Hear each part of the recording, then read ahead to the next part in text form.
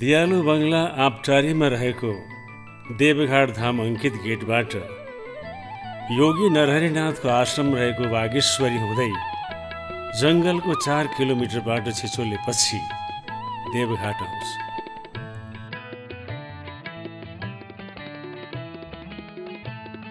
शालग्राम वाहिनी कृष्णा गण्डकी र त्रिशूल धाराबाट निस्किएकी त्रिशूलीको पवित्र संगम बनेको देवघाट धाममा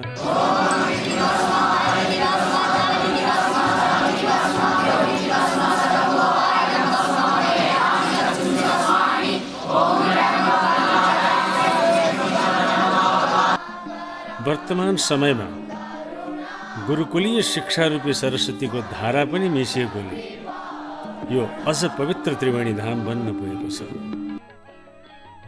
देवघाट बस पार्कबाट त्रिशूली माथिको लामो झोलुङ्गे पुल तरिसकेर केही श्रेणी चढी लगभग 10 मिनटको बाटो हिँडिसकेपछि महेश सन्यास आश्रम लेखिएको ठुलो गेट ठुलो मन्दिरको गजुर देखिन्छ। ढोका खोलेर भित्र पस्नासाथ ऋषिजनको साधना स्थली जस्तो शान्त एकान्त आश्रम देखिन्छ। मन्दिरको वरिपरि देखिने तुलसी वनको दर्शनले हृदय पवित्र हुन्छ र यहीबाट सुरु हुन्छ शारीरिक एवं आत्मिक शुद्धिको प्रक्रिया। यस आश्रमभित्र अनावश्यक हो-हल्ला निषेध गरिएको कुरा नजिकै काठमा कुँदिएका मौन क्षत्र भन्ने अक्षरहरूले पुष्टि गर्छन्। नजिकै रहेको प्यागोडा शैलीको मन्दिर विद्येश्वर शिव मन्दिर हो। कलात्मक झ्याल एवं टुँडालहरू भएको मल्लकालीन कलाले युक्त मन्दिर आकर्षक छ।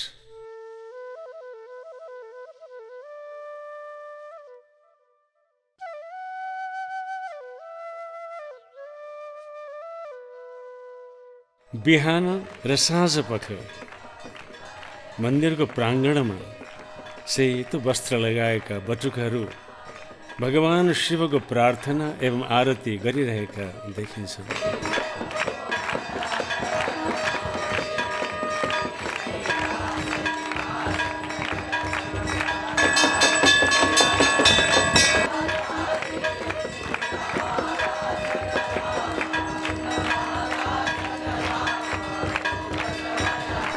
आरतीको समयमा शङ्ख घण्टको नाद एवं वैदिक मन्त्रको गुन्जन सुनेर जस्तो सुकै विचलित व्यक्तिले पनि आत्मिक शान्तिको अनुभव गर्दछ। मन्दिरको दाहिने परिक्रमा गरिसकेपछि एउटा ठुलो त्रिशूल देखिन्छ। यस्तो प्रतीत हुन्छ मानव स्वयं भगवान विद्येश्वर डमरू र त्रिशूल लिएर आश्रमको रक्षार्थ खटिनु भएको छ। त्यसबाट अलि अघि बढेपछि हरेक यात्रीका आँखाहरू भित्तामा टाँसिएको दिव्य तस्विरमा अडिन्छन्। यस आश्रमका संस्थापक सन्त शिरोमणि श्री 1008 डाक्टर स्वामी रामानन्द गिरिजीको त्यस तस्विरसँग आँखा जुधाएर मौन वार्तालाप गर्नु भने जो कोही भक्तजन भावुक हुन्छ। सन्त निवासको आराम कुर्सीमा बसेपछि अगाडि एउटा तामाको छाना भएको कलात्मक यज्ञ कुण्ड देखिन्छ, जसमा प्रतिदिन बिहान राष्ट्र शान्तिका लागि वैदिक मन्त्रहरूद्वारा हवन गरिन्छ। त्यस यज्ञ कुण्डको अगाडि विभिन्न रङ्गीचङ्गी फुलहरूले आश्रमको शोभा बढाएका देखिन्छन् भने कतै धुपी र कतै सल्ला आदिका वृक्षहरूले उद्यान सुन्दर बनेको छ। यज्ञ कुण्डको नजिकै शिवलिङ्ग आकारको छानो भएको भवन छ। सो भवन संस्थाका संस्थापक ब्रह्मलीन गुरुवरको स्मृतिमा निर्माण गर्न लागि गुरु स्मृति मन्दिर हो। त्यसको अगाडि आद्य जगद्गुरु शङ्कराचार्य र विद्याकी अधिष्ठात्री देवी सरस्वती कोशिलाको मूर्ति छ। अगाडिपट्टिको हरियो चौर र त्यसको छेउमा चारैपट्टि लहरै रोपिएका अशोकहरूले तपोवनको झल्को दिलाउँछन्। त्यस प्राङ्गणको वरिपरि पुस्तकालय भवन, गुरु निवास, छात्रावास र कार्यालय भवन पनि देखिन्छन्। यो महेश संस्कृत गुरुकुलको आरम्भकालको परिसर हो। वैदिक सनातन धर्म र संस्कृतिको संरक्षण संवर्धन एवं संस्कृत विद्याको प्रचार प्रसारद्वारा चरित्रवान नागरिकको उत्पादन गर्ने लक्ष्य राखी विक्रम सम्वत 2050 सालमा देवघाट धाममा स्थापित महेश संस्कृत गुरुकुल देशकै नमुना गुरुकुल हो।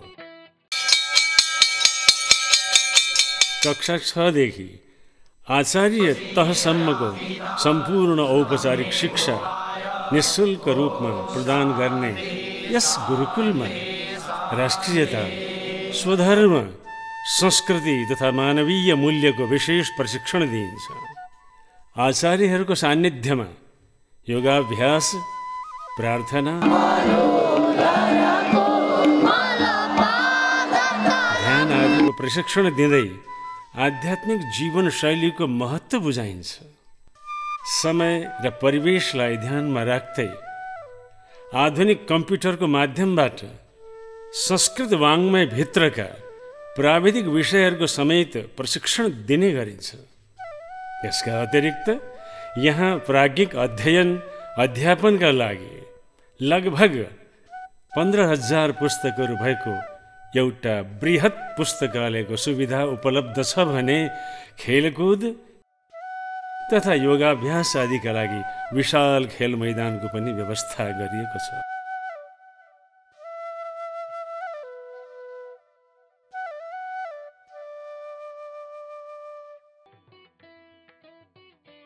हाल गुरुकुलको आवासीय क्षमता 200 जनाको रहेको छ भने साधु सन्त, शिक्षक र कर्मचारी समेत गरी 250 जनाको गुरुकुलको परिवार रहेको छ।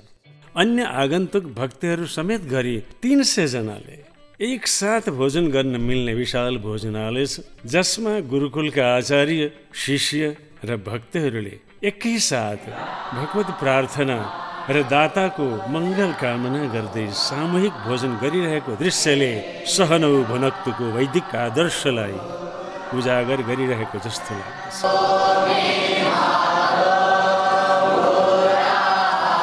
गुरुकुलमा अध्ययनरत छात्रहरूले एसएलसी, एसईई जस्ता राष्ट्रिय स्तरका परीक्षाहरूमा 100% विशिष्ट एवं अति विशिष्ट श्रेणी हासिल गरेका छन् भने 2056 सालदेखि प्रारम्भ गरिएको विद्यापीठ तहमा पनि विश्वविद्यालय भरमै सर्वोत्कृष्ट स्थान प्राप्त गरिरहेका छन्।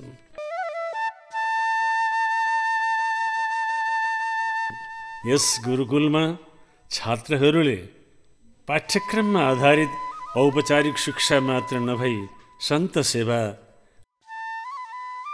गो सेवा, अतिथि सेवा जस्ता सेवामूलक कार्यहरू पनि सिक्ने गर्दछन्।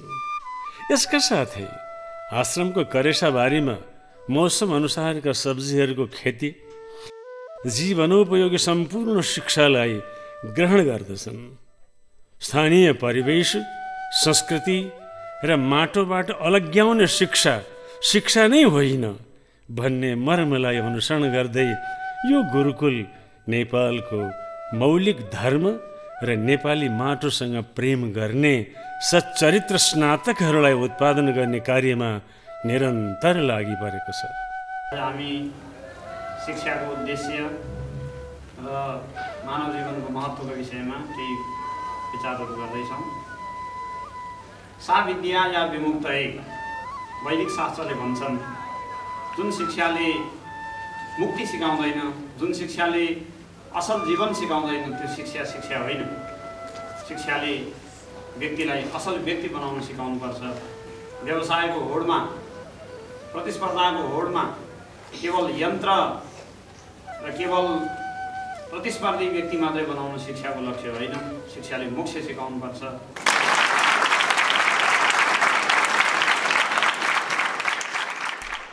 भविष्यमा यस गुरुकुललाई संस्कृत वाङ्मयको सर्वाङ्गीण अध्ययन गर्न मिल्ने विशिष्ट अनुसन्धान केन्द्रको रूपमा विकसित गर्ने उद्देश्य रहेको छ। महर्षि गौतम, कपिल मुनि, विदेहराज जनक, याज्ञवल्क्य, गार्गी, सीता र गौतम बुद्ध जस्ता नेपालका तत्त्वदर्शी अन्वेषकहरूको प्राचीन जीवन दर्शनलाई उजागर गरी हिमवत खण्डको यस पवित्र भूमिबाट सम्पूर्ण विश्वका लागि ज्ञान र शान्तिको सन्देश फिजाउनु गुरुकुलको अन्तिम लक्ष्य हो। महेश संस्कृत गुरुकुलबाट हालसम्म 20 भन्दा बढी आध्यात्मिक दार्शनिक ग्रन्थहरूको प्रकाशन भइसकेको छ, जसमध्ये 8 खण्डमा प्रकाशित श्रीमद् भागवतको रामानन्दी टीका, ईशादी 10 उपनिषदको विशेष व्याख्या एवं श्रीमद् भगवद गीता, देवी गीता, शिव महिमन स्तोत्र, दक्षिणामूर्ति स्तोत्र, दुर्गा सप्तशती जस्ता धार्मिक आध्यात्मिक ग्रन्थहरूको अक्षरशः अनुवादसहित विशेष व्याख्या गरिएका प्रामाणिक ग्रन्थहरू प्रकाशित छन्। आश्रमले देशभरिका अनेक सेवा केन्द्रहरू मार्फत आफ्ना आध्यात्मिक शैक्षिक गतिविधिहरू सञ्चालन गरिरहेको छ। अहिले विश्वभरिका अनेक शिक्षा केन्द्र र अनुसन्धान संस्थानहरूले संस्कृत भाषाको महत्त्व र यसभित्र अन्तर्निहित ज्ञान विज्ञानको गरिमालाई बुझी त्यसको अनुसन्धान र प्रयोग गर्न लागिरहेको सन्दर्भमा संस्कृतको जननी नेपाल भने रूढिवादी र पुरातनपन्थी भन्दै यसलाई लत्याउन अग्रसर हुनु दुर्भाग्यपूर्ण रहेको छ। गुरुकुलीय शिक्षा प्रणाली नेपालको प्राचीन शिक्षा पद्धति हो, जसको अनुसन्धान र प्रयोग गरेमा नेपालले यस क्षेत्रमा विश्वकै अगुवाई गर्न सक्छ। यी सबै दीर्घकालीन उद्देश्यहरूलाई प्राप्त गर्न संस्कृत शिक्षाको बिउ जोगाउन नितान्त आवश्यक छ। यही कर्ममा महेश संस्कृत गुरुकुल निरन्तर खटिरहेको छ। गुरुकुलले नेपाल अधिराज्यको मौलिक संस्कृति, प्राचीन कला र शैलीलाई जोगाउन यथाशक्य प्रयत्न गरिरहेको छ। पुर्खाको ज्ञान र सिपको संरक्षण गर्नु हरेक चेतनशील नागरिकको दायित्व भएकाले महेश संस्कृत गुरुकुलको अभियानलाई तन, मन, धन र वचनले सहयोग गर्नु सम्पूर्ण देशप्रेमीहरूको कर्तव्य हुन आएको छ। मान्छेलाई परमात्माले आफ्नो जस्तै स्वरूप दिएर पठाएका छन्। आफ्नो जस्तै अनुहार, आकृति, प्रकृति, रूप, रङ्ग, चाल ढाल, शक्ति, सामर्थ्य, विवेक, ती सम्पूर्ण ईश्वरीय सद्भावले, सद्गुणले परिपूर्ण भएको एउटा सम्पूर्ण व्यक्तिको निर्माण गर्नु यही नै शिक्षाको लक्ष्य हो। यही नै संस्कृत पढ्नुको अर्थ हो। यही नै संस्कारित मान्छे बन्नुको अर्थ हो। पूर्ण मानव, समुन्नत मानव, शान्त मानव, सदाचारशील मानव, सच्चरित्र मानव, परिपूर्ण मानवको निर्माण गर्नु यही नै गुरुकुलमा संस्कृत पढ्ने विद्यार्थीहरूको लक्ष्य हो। महेश संस्कृत गुरुकुलको परिसर आध्यात्मिक साधकहरूको लागि एकान्त साधना स्थली हो भने संस्कृत वाङ्मयको अध्ययन गर्न चाहने प्राज्ञिक व्यक्तित्वहरूका लागि विशिष्ट अध्ययन केन्द्र हो। सनातन धर्मका विशिष्ट पर्व उत्सवहरूको महत्त्व बुझ्न र शास्त्रीय संस्कारहरूको पालना गर्न चाहनेहरूको लागि यो संस्कारशाला पनि हो। दानवीर श्रद्धालु महानुभावहरूको निस्वार्थ दान र अन्य विविध सहयोगको भरमा सञ्चालित यस गुरुकुललाई अनवरत रूपमा सञ्चालन गरिरहनका लागि तपाईँ हामी सबैले सद्भाव र सहयोगका हातहरू बढाउनु अत्यन्त जरुरी छ।